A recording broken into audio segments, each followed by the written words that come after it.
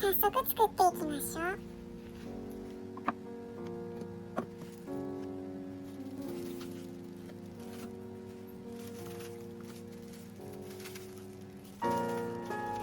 まずは鶏を平らにするために厚い部分をそぎ切りします。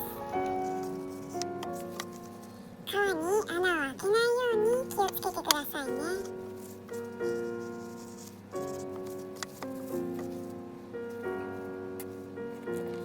この時四角くなるように切って形を整えておくと後で成形しやすいです。こちらは一旦置いておきます。削いだ肉をミンチにしていきます。筋があるので最初に小さく切っておくとミンチにしやすいですよ。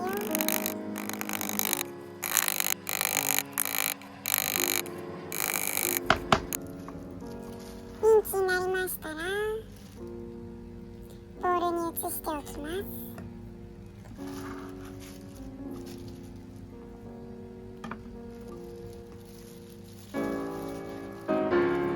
残りの肉に味付けをします。まずはラップを引いて綿棒で叩いて肉を伸ばします。この辺はチャーシュー作りと似ています。肉をくっつけやすくするためにお塩を振ります。香り付けにブラックペッパーも振りましょう。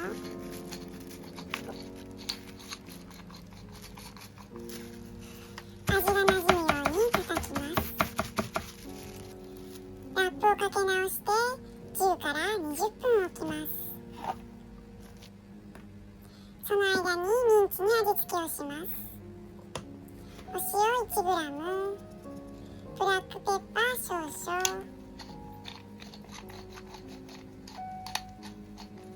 粘りが出るまで練ります。こんな感じになれば良いですね。お好みでパセリやナツメグを入れるとより大人の味になりますよ。ミンチに味付けが終わったので鶏にのせていきます。全体に行き渡るように薄く広げてください。ピスタチオをのせていきます。お好きなだけ入れていいですよ。並べるときは横向きに並べると断面が綺麗です。並べ終えたら巻きます。空気が入らないように押さえながら巻きましょうね。巻けましたらクッキングペーパーを敷き、肉を包みます。この時にも少し押さえながら巻くと綺麗な円形になります。端まで巻けたらキャンディーのように両端をねじりましょう。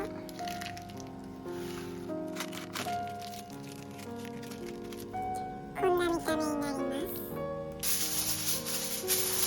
さらにアルミホイルで包みます。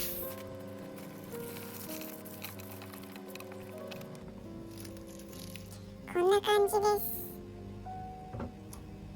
浸かるくらいの量のお水を用意し沸騰させます。このまま茹でていきます。肉を入れてからは弱火にし、時々ひっくり返しながら20分茹でます。20分経ったらバットに上げておきましょう。余熱で火を通すので冷えるまで放置します。しっかり冷えたら開けてみましょう。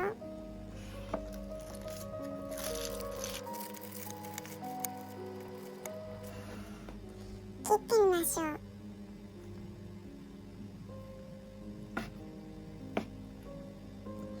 うまくできていますね。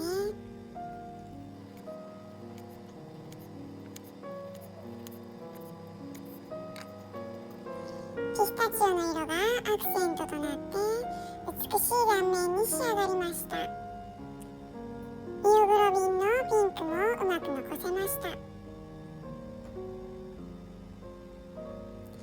しに盛り付けてみました。お召し上がりになる際はバルサミコ酢などをおかけになっていただくとより美味しいですよ。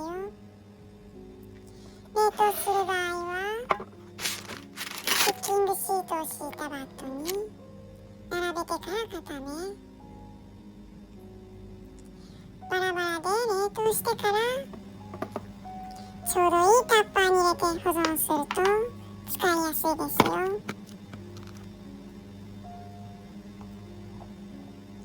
皆さんもぜひ作ってみてください。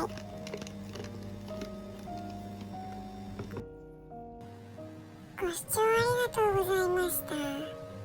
左が関連動画、右が最新動画になります。また概要欄に実際使った道具の紹介や文章化して説明したものの URL があるので、興味がある方はご覧ください。よろしければチャンネル登録お願いします。それでは次の動画で。